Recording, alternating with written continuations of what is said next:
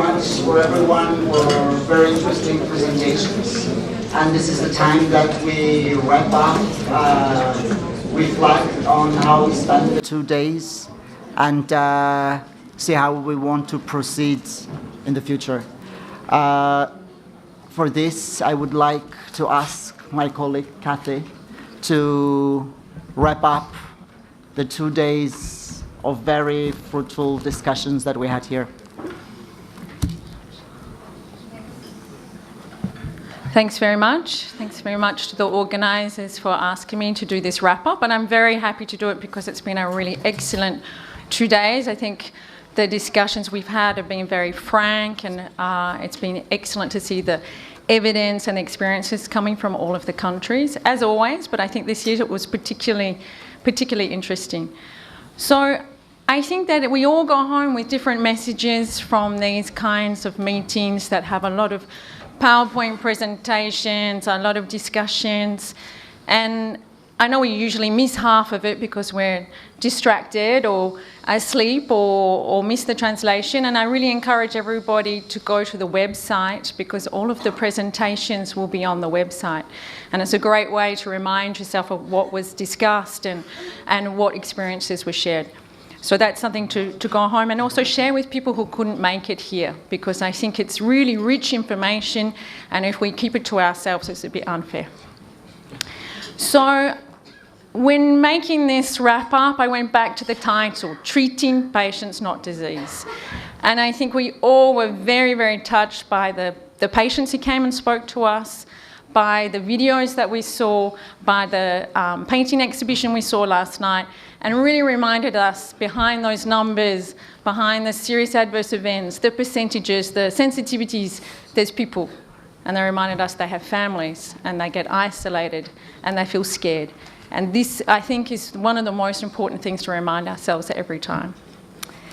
So we heard about the difficulties and we said, okay, patient-centred care is the way to go. And as Ernesto said, it's not optional anymore. This is not just something we think might be good. There's evidence.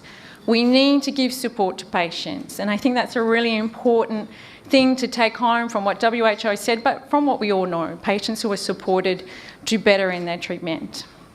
So how can we do better? So what we want to do is give the right treatment to the right patient. So we heard about, from USAID, we're missing a lot of cases.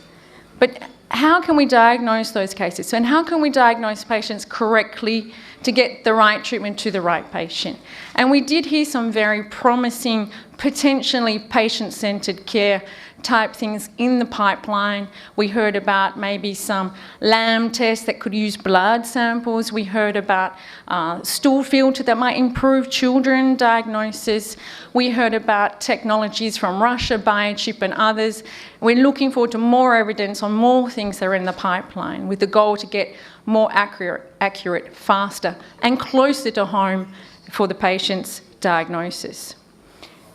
So we also heard about Ultra and Omni, which are coming soon, and these are things that we can really start to implement soon, and it might improve the diagnosis of some key minorities like HIV patients and children again.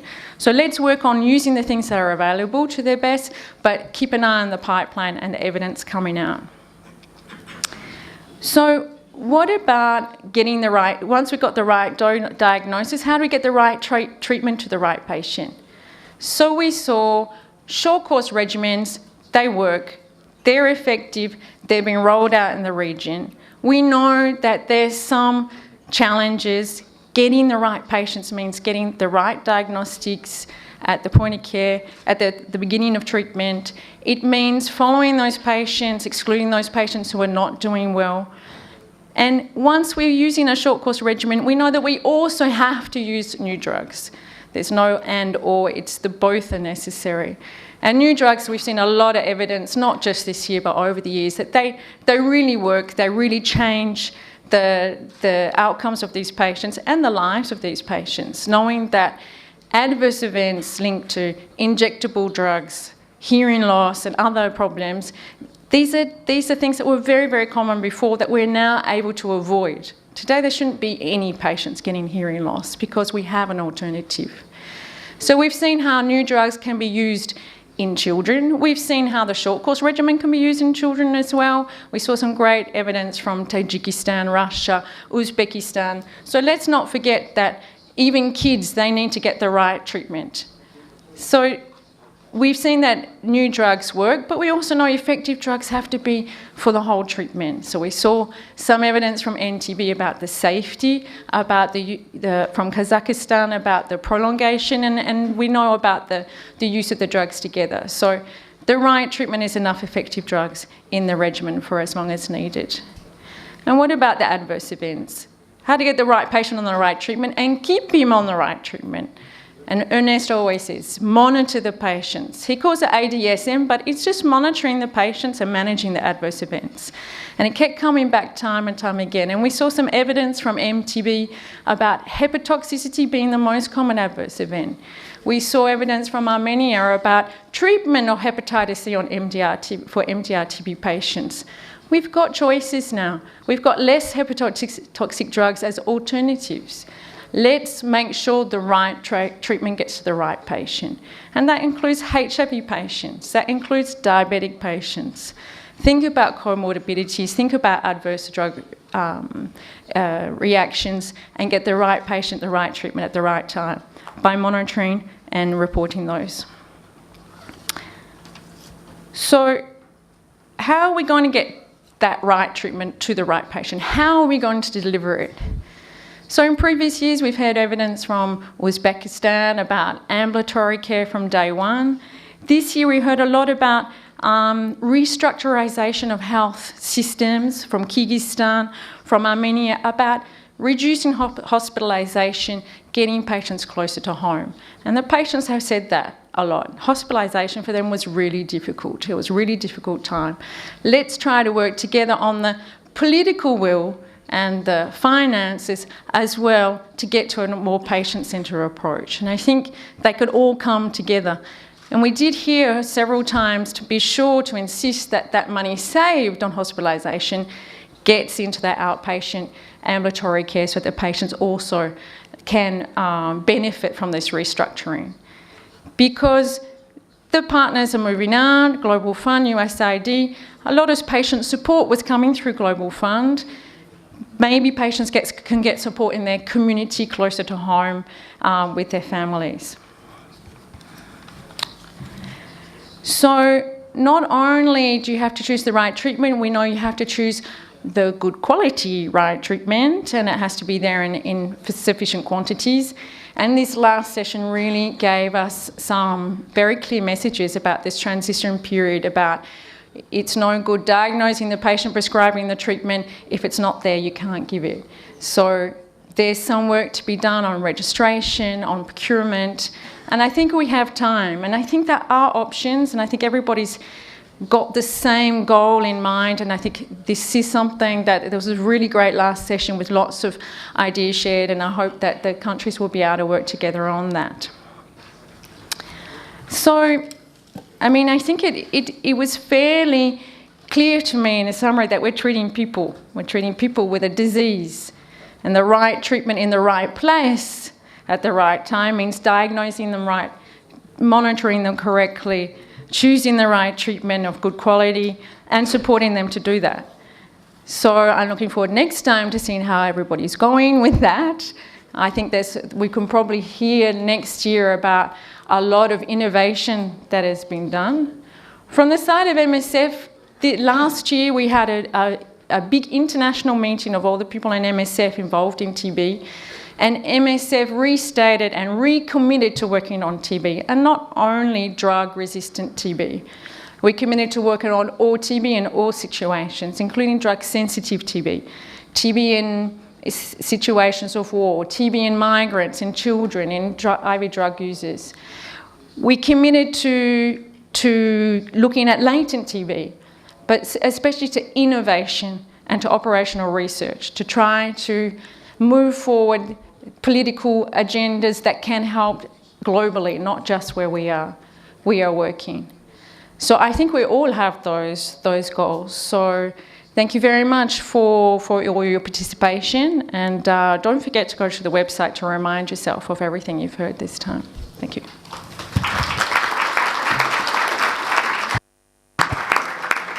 Thank you very much. It was not easy to wrap up the 2 days of presentations. Now I would like to invite Dr. Westerbecker, for President of MSF Germany, to deliver the closing speech. Oh my God.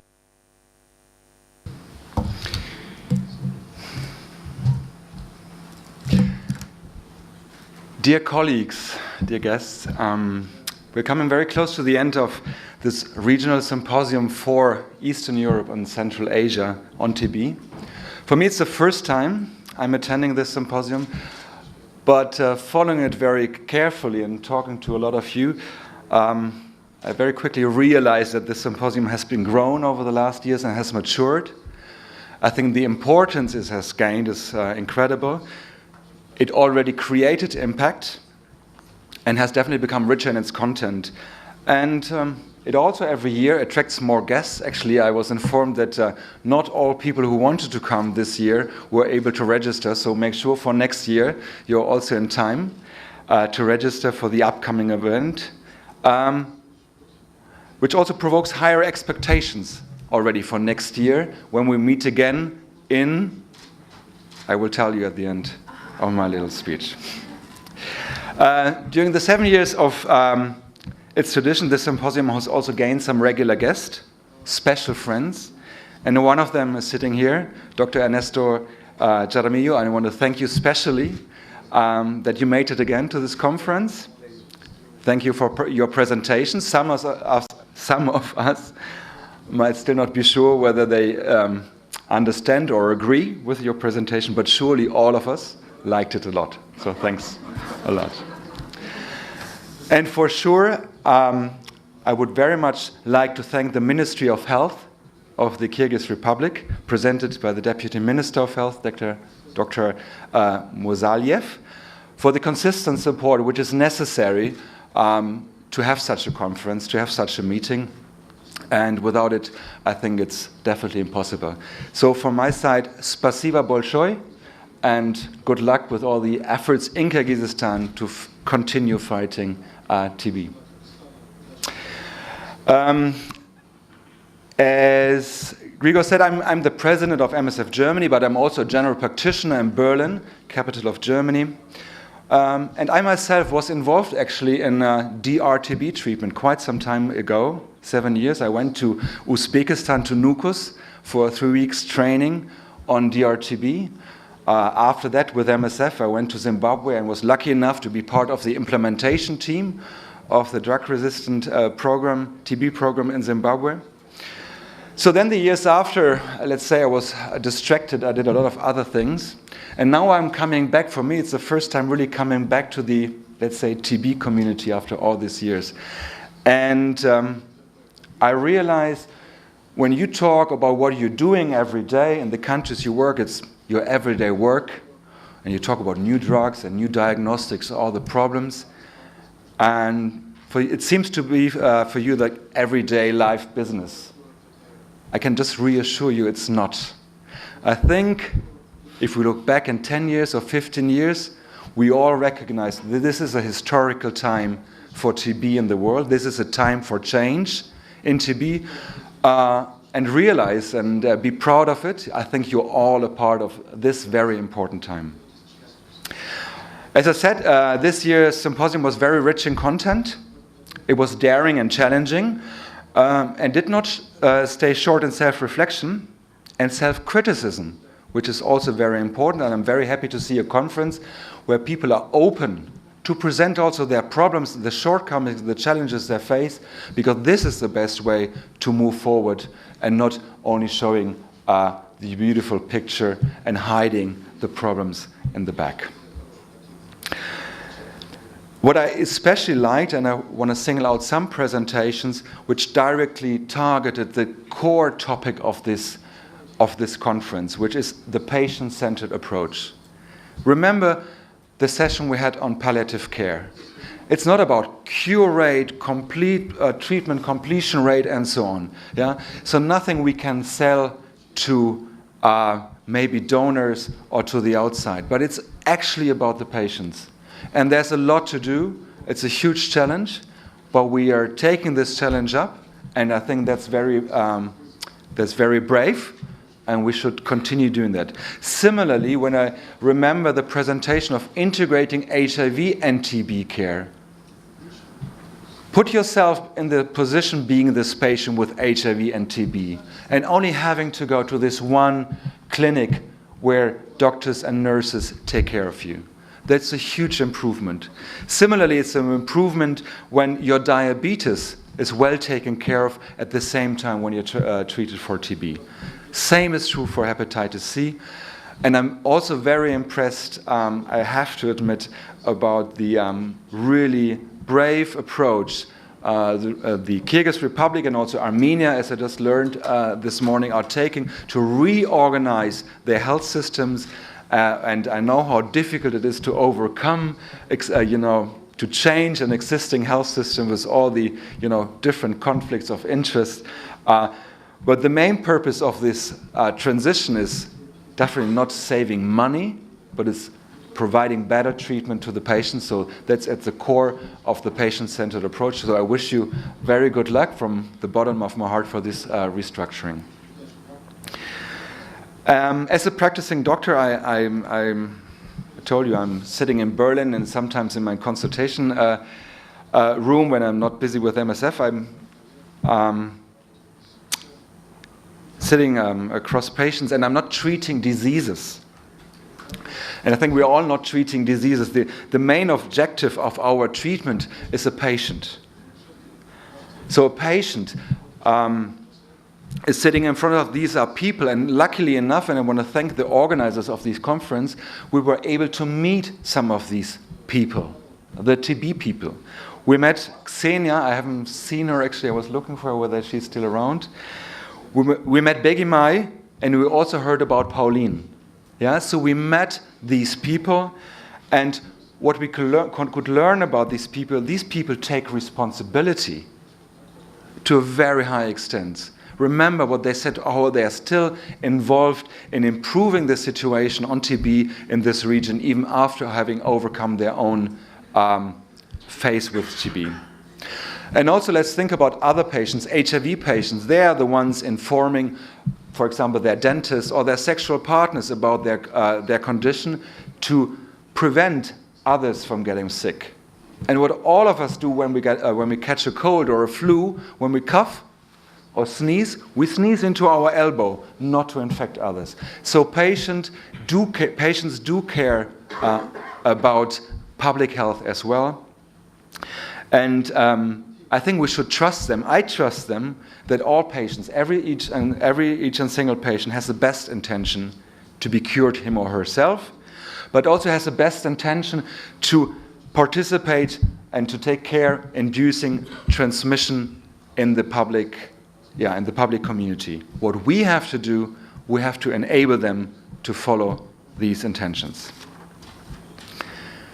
On a bit of a different note, we're all aware we did not inherit this world, and we owe it to our next generation. One part of it is that we also owe to children that they can start in this world in a situation without having TB. So there is dire need to improve what we know about pediatric TB, how we detect, how we diagnose, and especially also how we treat TB among children. And one way to do so was very nicely shown in the example of Tajikistan. Active case finding. Active case finding is a simple but very important way to improve pediatric TB care. It's about identifying children who have the disease. It's about improving the treatment for them because we can identify, hopefully, the source of their TB. But it's also about involving the whole family, which is so necessary in treating children with TB to come to a better treatment outcome. We are on the way, and Kathy also repeated that nicely, with better diagnostics, better drugs, better regimens. That is very important. And clinical trials are one important way of getting there. We as MSF, we decided to go that way with TB Practical and NTB. And we are not an organization made for clinical trials. That's something we have to acknowledge to ourselves. But so many people really dedicated a lot of effort and really went this extra mile to make it possible that hopefully very soon we have very important outcomes from these trials. So I want to thank all these people involved in these trials. I mean, they can really change even more, and I wish you all the best. Having said that, clinical trial cannot and must not be the only way to move forward with TB treatment. And the theme of this conference also says it. Clinical trials are only a part of the process, and let's not fear science. Science is very important, but it should serve the purpose of delivering better patient-centered care. On this note, let me thank once more again all the presenters who came from far away and made this a very inclusive and diverse event, which I really enjoyed. A huge thank to the organizers. I think it was a perfect conference. The best is always when you don't notice anything about organizers, the things just work out. So that was very, very nice. And the host of this very important event here in the Kyrgyz Republic. For the last 2 days, I said already I was inspired by your passion and by your determination to continue, despite of all the challenges you rightly mentioned. And I'm very humbled, actually, after all these years, to come back to the TB community and to be able to join this group. So I'm very much looking forward to next year, because I think that's not a secret. Next year we will have another regional symposium, the 8th regional symposium for Eastern Europe and Central Asia on TB, to which you will very likely be invited to visit the neighboring country Uzbekistan in its capital Tashkent. So I hope we all meet again in Tashkent next year. And during this year, let's make sure when we go home, talk to our colleagues, let's ask them, are you still treating diseases or have you moved forward? Are you, like us now, already treating patients? Thank you very much.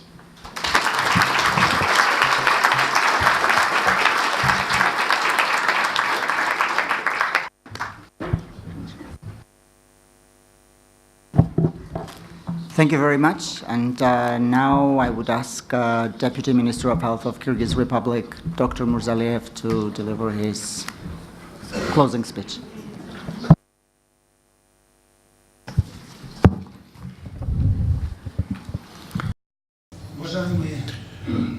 Distinguished ladies and gentlemen, dear colleagues, dear guests, today we are summarizing our regional symposium on treatment of tuberculosis in Eastern Europe and Central Asia.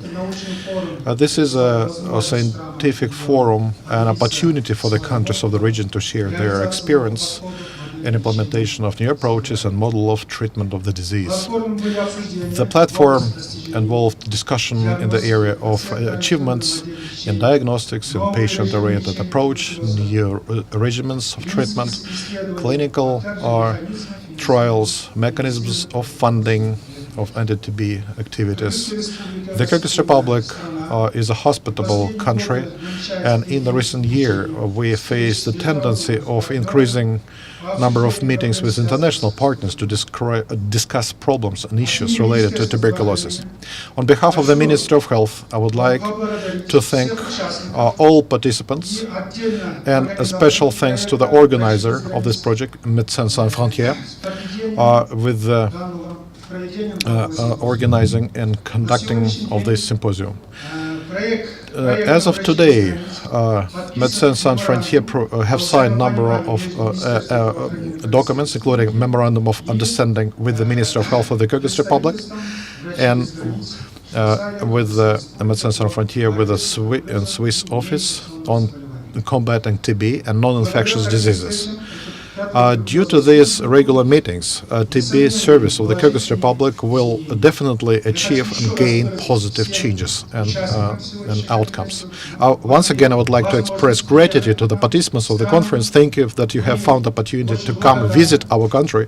We're really thankful for your arrival, visiting us, and we think and we hope that we will be meeting with you not only at symposiums and conferences, but we invite you all. Please come to Kyrgyzstan, mountainous, beautiful country with the beautiful mountains, and take a rest on the mountainous lake. Please come anytime. Thank you very much.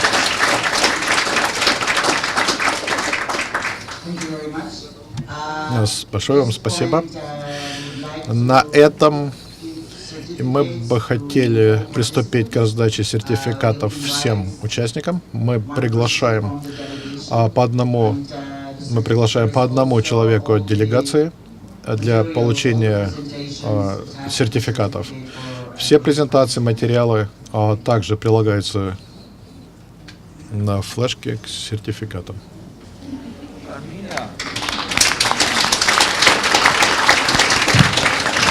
Армения.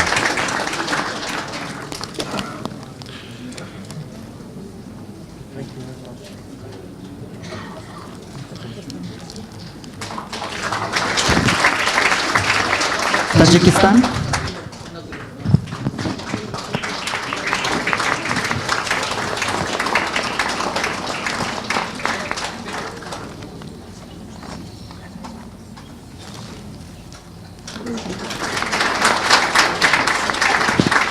Georgia. Грузия.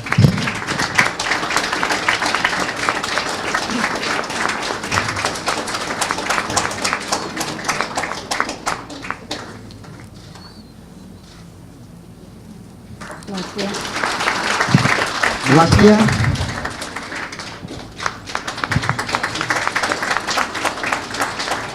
Латвия.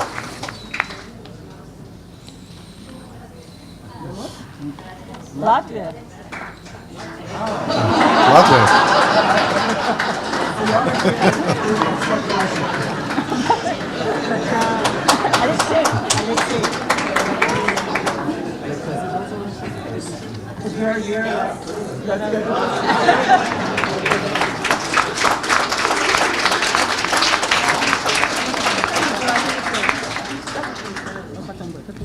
Uzbekistan.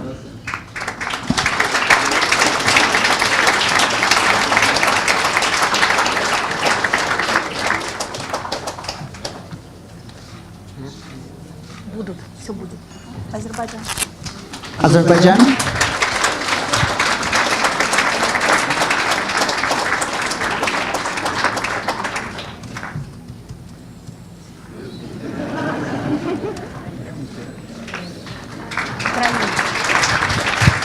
Ukraine.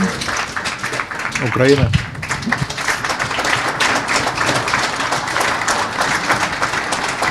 Казахстан. Kazakhstan.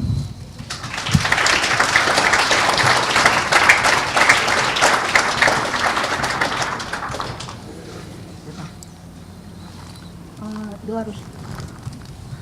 Belarus. Беларусь.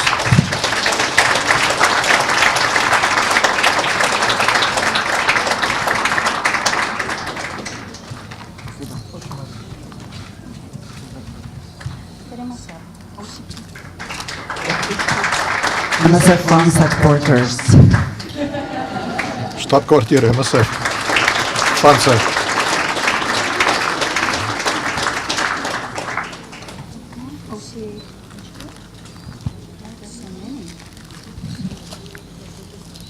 Take the other one. MSF Holland headquarters. Голландия МСФ. Штаб-квартира.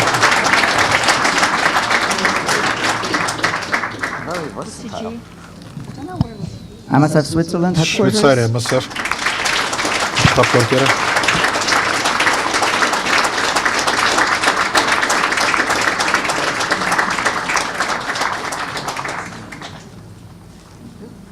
Access campaign. Access campaign. компания Access.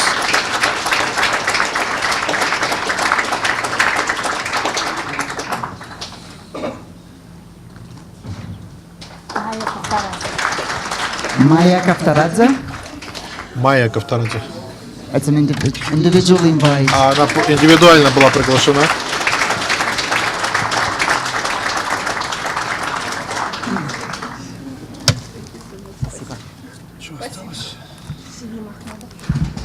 Селим Ахметов. Все же еще, по-моему, выступили, правильно, заключительно? Все уже. Дмитрий Латычевский.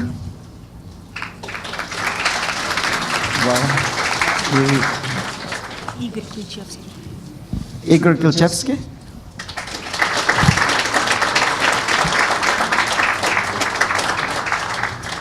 Эрнесто Храмило. Все, значит, Эрнесто Храмило. строчки.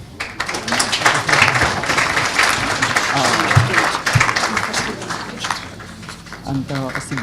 Закрытие было.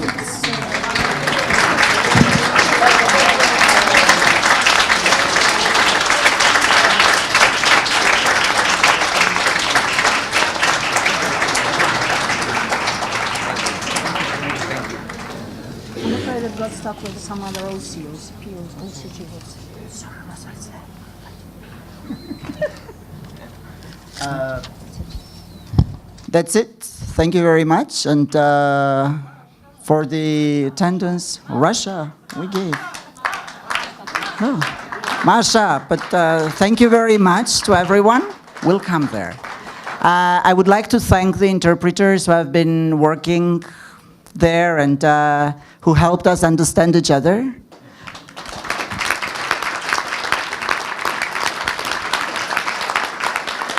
I would like to thank the logistical team that has been working behind the scenes. They were very invisible, but they did make this happen.